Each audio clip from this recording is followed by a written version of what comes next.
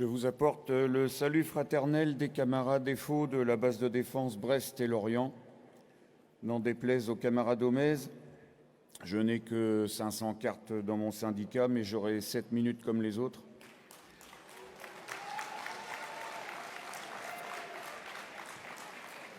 Sans rentrer dans les débats entre courants de pensée, en quoi est-ce un problème d'avoir 2 candidats? Qui a peur de ce que les statuts autorisent? Sans doute ceux qui ont le plus à y perdre.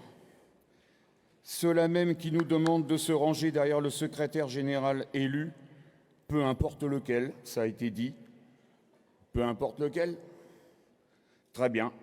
Si le choix du candidat n'est plus un sujet central de ce congrès, après tout, ce sont nos résolutions qui importent, alors que Frédéric Souillot retire sa candidature, nous aurons alors le congrès apaisé dont il rêve.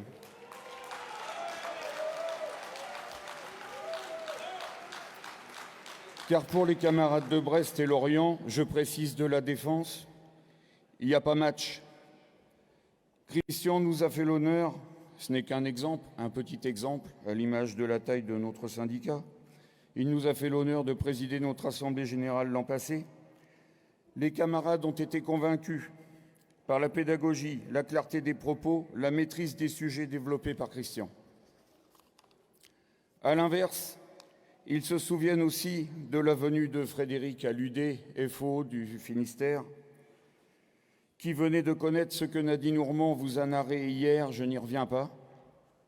Donc ma position pour l'avenir de l'UD était de fermer les locaux de Brest, histoire que vous sachiez ce qui s'est passé après ce que Nadine vous a raconté.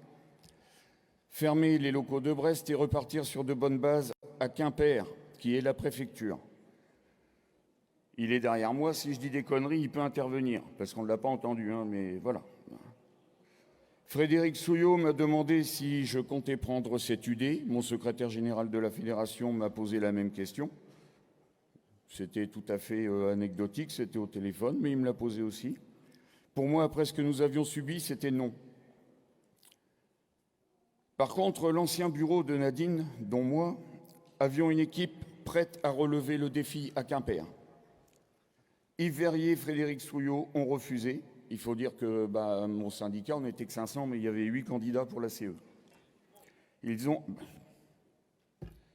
Voilà, on dit déjà que c'est faux. Je suis le principal concerné. Bref, ils ont refusé. Ils ont mis en place un congrès à Brest. S'ils ont fait un congrès à Brest, c'est bien que la première solution a été refusée. Avec leur équipe, une équipe qui ne poserait pas de problème à la Confédération. J'ai participé à ce congrès.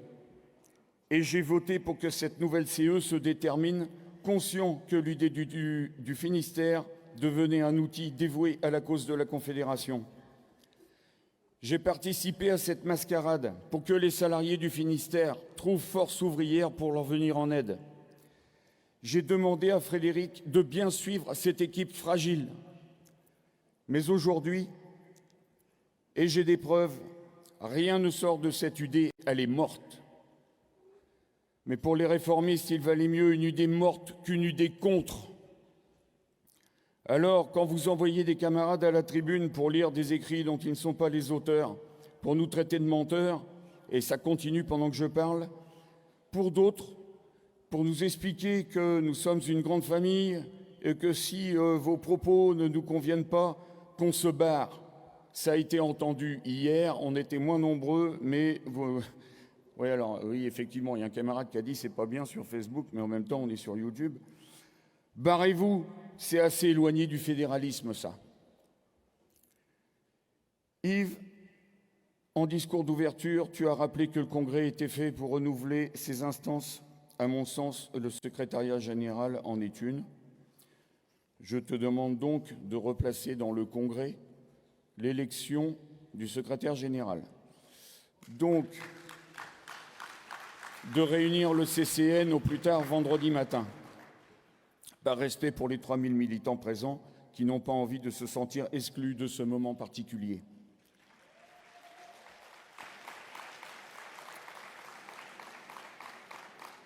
Comme beaucoup d'entre vous, je vais aussi dire merci à Yves Verrier. Merci de prendre ta retraite. Quant à Frédéric, mon camarade, j'aurais aimé t'entendre à la tribune.